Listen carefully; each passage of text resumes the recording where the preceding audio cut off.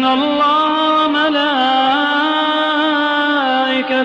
يصلون على النبي يا أيها الذين آمنوا صلوا عليه وسلموا تسليما. بسم الله الرحمن الرحيم. وقل الحق من ربكم فمن شاء فليؤمن ومن شاء فليكفر إنا أعتدنا للظالمين نارا أحاط بهم سرادقها وإن يستغيثوا يغاثوا بماء كالمهل يشوي الوجوه بئس الشراب وساءت مرتفقا. إن الذين آمنوا وعملوا الصالحات إنا لا نضيع أجر من أحسن عملا أولئك لهم جنات عدن تجري من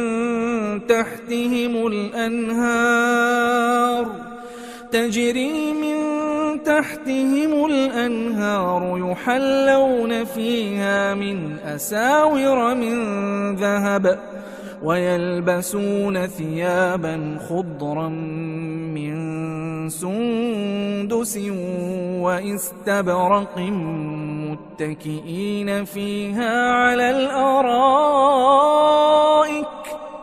نعم الثواب وحسنت مرتفقا.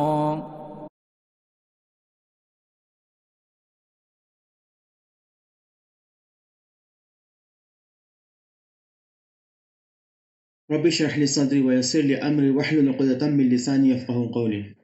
الحمد لله رب العالمين والصلاة والسلام على رسوله الأمين أما بعد.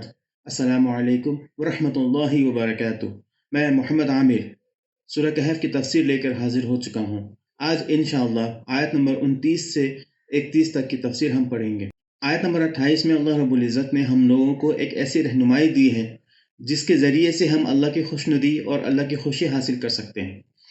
اور اس میں ہمیں یہ بھی بتایا گیا ہے کہ برے لوگوں کی سنگت سے بچے رہنا اور برے لوگوں سے دور رہنا کتنا ضروری ہے. اور جب بھی ہم لوگ دعوت کا کام کریں تو اس کام میں حکمت عملی کتنا ضروری ہے، کیونکہ اگر ہم حکمت عملی نہ اپنائیں اور دعوت کے کام میں ایسی باتوں سے نہ بچیں جس سے ہمیں نقصان ہو سکتا ہے تو ہمارا ہی نقصان نہیں ہوگا، پورے دعوت کا نقصان ہو جائے گا. اسی لیے آیت نمبر 28 میں جو بھی ہمیں ہدایات دی گئی ہیں ان ہدایات پر عمل کرنے کی اللہ تعالیٰ ہمیں توفیق عطا فرمائے. آمین. اب آیت نمبر 29 میں اللہ تعالیٰ نے دعوت ہی کا ایک اہم پہلو اجاگر کیا ہے اور اس میں ہمیں یہ بتا دیا ہے کہ ہماری ذمہ داری کیا ہے اور کس حد تک ہے. اس میں ہمیں یہ بتایا گیا ہے کہ ہم زبردستی کسی کے ساتھ نہیں کر سکتے ہیں، کسی کو بھی ہم ایمان لانے کے لیے مجبور نہیں کر سکتے ہیں، ہم کسی کے دل میں ایمان نہیں رکھ سکتے ہیں. اس کا سیدھا تعلق اللہ تعالیٰ کے ساتھ ہے. اللہ تعالیٰ نے جب ان کو یہ آزادی دے رہی ہے کہ وہ چاہے تو اللہ کا شکر گزار بندہ بنے یا اللہ کا نافرمان بندہ بنے، چاہے وہ مسلمان بنے چاہے وہ کافر بنے، تو ہم کیسے ان لوگوں کو ایمان کے اندر لے آ سکتے ہیں؟ اسی لیے اس رہنمائی کو ہمیں اپنے ذہن میں اور اپنے دل و دماغ میں بسا لینا چاہیے. آئیے دیکھتے ہیں کہ وہ رہنمائی کیا ہے. وَقُلِ الْحَقُّ مِنْ رَبِّكُمْ. اس میں اللہ کے رسول علیہ الصلوۃ والسلام سے یہ کہا جا رہا ہے کہ جو زیادہ رتبہ والے ہیں، جو زیادہ پیسے والے ہیں، جو دھن دولت والے ہیں، ان لوگوں کی خوشامد نہیں کرنی چاہیے. ان لوگوں تک بس بات پہنچا دینا چاہیے اور ان کو یہ کہنا چاہیے وَقُلِ الْحَقُّ مِنْ رَبِّكُمْ، یہ تم لوگوں کے رب کی طرف سے حق بات ہے. یہ کہہ دینا کافی ہے ہم لوگوں کے لیے، کیونکہ ہم کو ان تک یہ پیغام پہنچا دینا ہے کہ جو ہمارا رب ہے وہی ان کا بھی رب ہے. یہ نہیں کہنا چاہیے کہ ہمارے رب کی جو بات ہے وہ حق ہے، بلکہ یہ کہنا چاہیے کہ تمہارے رب کی جو بات ہے وہ حق ہے. وَقُلِ الْحَقُّ مِنْ رَبِّكُمْ، یہ حق بات تم لوگوں کے رب کی طرف سے آئی ہے، اس لیے اسے قبول کرو، اسے مان لو۔ فَمَنْ شَاءَ فَلْيُؤْمِنْ وَمَنْ شَاءَ فَلْيَكْفُرْ، تو جو چاہے گا وہ ایمان لے آئے گا اور جو چاہے گا وہ کفر کرے گا۔ جس کی مرضی ہوگی وہ اللہ کی مرضی کے مطابق اپنی زندگی کو گزارے تو وہ ایمان لے آئے گا، اور جس کی یہ مرضی ہوگی وہ اپنی خواہشات کے مطابق اپنی زندگی کو گزارے تو وہ ایمان نہیں لائے گا۔ اور یہ آزادی اللہ تعالیٰ نے دے رکھی ہے۔ اللہ تعالیٰ نے کسی کو بھی ایمان کے اندر آنے کے لیے مجبور نہیں کیا ہے، اور نہ ہی ہمیں کرنا چاہیے، بس ہمیں پیغام پہنچا دینا ہے، اب چاہے وہ مانے یا نہ مانے۔ اِنَّا أَعْتَدْنَا لِلظَّالِمِينَ نَارًا، اب اس کے بعد نہ ماننے والوں کا کیا نتیجہ ہوگا؟ اللہ تعالیٰ اس بات کی طرف ہمارا دھیان لے کے جا رہا ہے، ہمیں دھیان دینے کے لیے کہہ رہا ہے۔ کہا گیا یقیناً ہم نے جو ظلم کرنے والے ہیں، جو ظالم ہیں، ان لوگوں کے لیے نار یعنی کہ آگ کو تیار کر رکھا ہے۔ یعنی کہ جو اللہ کو نہ مانے، انہوں نے اپنے اوپر ظلم کیا ہے اللہ کو نہ مان کر، تو ایسے ظالموں کے لیے اللہ تعالیٰ نے آگ کا عذاب تیار کر رکھا ہے، آگ کی سزا تیار کر رکھی ہے۔ ایسے لوگوں کو آگ کی دیواریں گھیرے ہوئے ہوں گی، اور ان کو چاروں طرف سے بچنے کا راستہ نہ دیتے ہوئے ان کو گھیرے میں لیے ہوئے ہوں گی، یعنی کہ وہ آگ کے درمیان ہوں گے اور ان کے چاروں طرف صرف آگ ہی ہوگی۔ وَإِن يَسْتَغِيثُوا يُغَاثُوا بِمَاءٍ كَالْمُهْلِ يَشْوِي الْوُجُوهَ، اگر پیاس کی شدت کی وجہ سے، بہت زیادہ پیاس لگنے کی وجہ سے وہ پانی مانگیں گے، ان کو ایسی پینے کی چیز دی جائے گی جو ان کے چہروں کو جلا دے گی۔ یہاں لفظ المحل استعمال کیا گیا ہے، جس کے بارے میں علماء کرام نے الگ الگ رائے اپنی دی ہے۔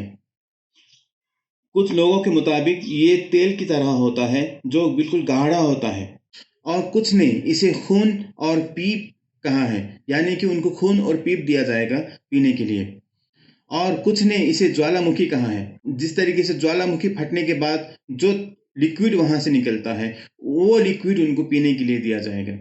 تو اس کا معنی جو بھی لیا جائے، مقصد یہاں یہ بتانا ہے کہ ان کی سزا کتنی کٹھور ہوگی، کتنی زیادہ سخت ہوگی، کہ کس طریقے سے ان کو بے عزت کیا جائے گا اور ان کو سزا دی جائے گی۔ ایک تو پیاس کی شدت ہوگی کیونکہ وہ آگ سے گھرے ہوئے ہوں گے، اور جب وہ آگ سے گھرے ہوئے ہونے کے بعد پیاس کی وجہ سے کچھ پینے کے لیے مانگیں گے تو ان کو ایسی چیز پینے کے لیے دی جائے گی جو ان کے چہروں کو جلا دے گی، جو بالکل گرم ہوگی، بالکل کھولتے ہوئی چیز ہوگی۔ اب چاہے وہ تیل کی طرح گاڑھا پانی ہو، یا خون پیپ ہو، یا جوالا مکھی ہو۔ اس کے بعد اسی پانی کے بارے میں یہ بتایا جا رہا ہے کہ وہ بئس الشراب، یہ بہت ہی بری چیز ہے پینے کے لیے۔ اگر ہم اس دنیا کے اندر اللہ کی حرام کردہ شراب پینے سے خود کو نہیں روک پا رہے ہیں، اور ایسی چیزیں پینے سے خود کو نہیں روک پا رہے ہیں جسے اللہ تعالیٰ نے حرام کیا ہے، تو پھر ہم لوگوں کو یاد ہونا چاہیے کہ اللہ تعالیٰ ہمیں آخرت میں جب جہنم میں ڈالے گا تو ہم لوگوں کو ایسی چیزیں پینے کے لیے دے گا جو ہمارے چہرے کو جلا دے گا۔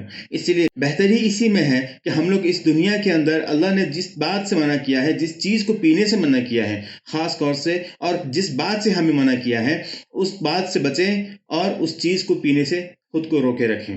وَسَاءَتْ مُرْتَفَقًا، یہ بہت ہی برا ٹھکانہ ہے۔ ہمیں چاہیے کہ ہم جہنم کو اپنا ٹھکانہ نہ بنائیں، کیونکہ یہ ایک ایسا ٹھکانہ ہے جہاں پہ برے لوگ جائیں گے اور ان کا سواگت عذاب سے کیا جائے گا، آگ سے کیا جائے گا، اور کھولتے ہوئے پانی سے اور جوالا مکھی سے کیا جائے گا۔ اب اس کے بعد آیت نمبر 30 میں اللہ رب العزت ایمان لانے والوں کے بارے میں کہہ رہا ہے۔ ایک پہلی بات تو یہ ہے کہ اللہ تعالیٰ نے ایمان لانے اور نہ لانے کی اجازت دے رکھی ہے، اس کی چھوٹ دے رکھی ہے، فریڈم ہے، اور جو ایمان نہیں لائیں گے تو اس کا کیا نتیجہ ہوگا آخرت میں، اس کے بارے میں یہاں بتا دیا گیا۔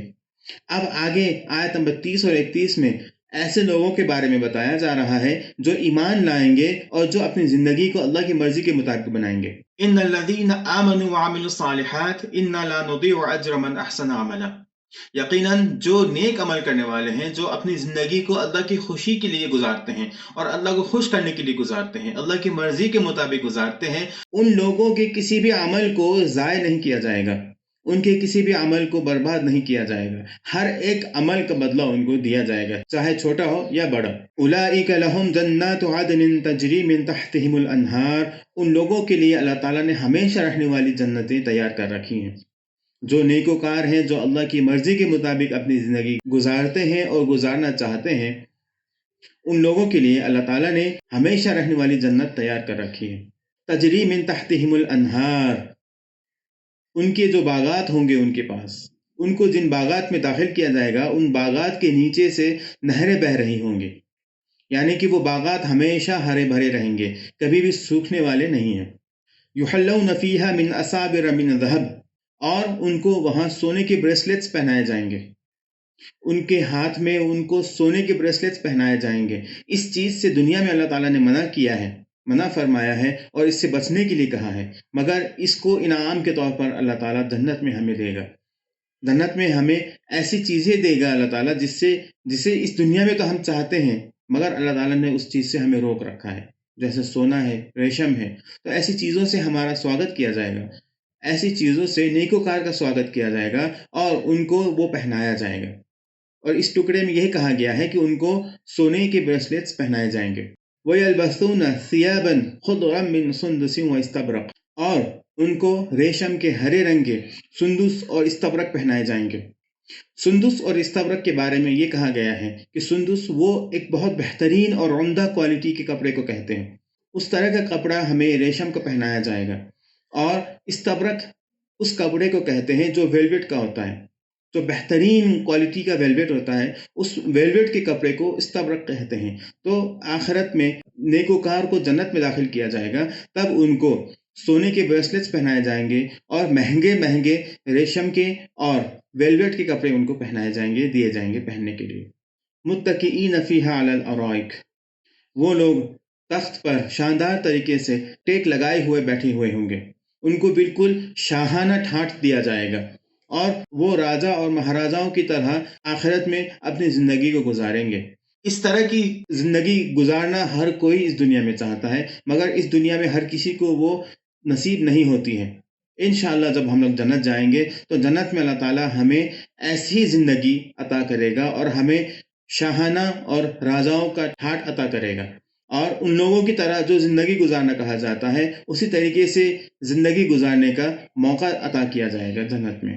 نعم الثواب وحسنت مرتفقہ، یہ بہت ہی بہترین بدلہ ہے، یعنی کہ یہ بہت عمدہ بدلہ ہے۔ جن لوگوں کو یہ بدلہ دیا جائے گا وہ لوگ بہت ہی خوش نصیب ہوں گے اور بہت بہترین ہوں گے، اور واقعی میں وہ اس لائق ہوں گے کہ ان کو اس طریقے کے بدلے دیے جائیں، کیونکہ دنیا میں انہوں نے اپنی مرضی کو چھوڑ کر کے اللہ کی مرضی کے مطابق اپنی زندگی گزاری ہوگی۔ ان لوگوں نے دنیا کی پریشانیوں کو جھیلنا اور اس کو برداشت کرنا منظور کیا ہوگا، دنیا کی غریبی کو اور دنیا کی پریشانیوں کو برداشت کرنا منظور کیا ہوگا، مگر دنیا میں اللہ کی نافرمانی کرنے کو منظور نہیں کیا ہوگا۔ اسی لیے ان کو آخرت میں اس طریقے کی زندگی عطا کی جائے گی اور ان کو وہ زندگی گزارنے کے لیے دی جائے گی۔ وہ حسنت مرتفقہ، اور وہ بہت بہترین جگہ ہوگی زندگی گزارنے کی، اور وہ بہت ہی بہترین ٹھکانہ ہوگا۔ تو ایسے ٹھکانے کی خواہش ہر کسی کو ہونی چاہیے۔ جہنم سے اللہ تعالیٰ ہر کسی کو بچائے اور جنت میں اللہ تعالیٰ ہر کسی کو لے کر کے جائے۔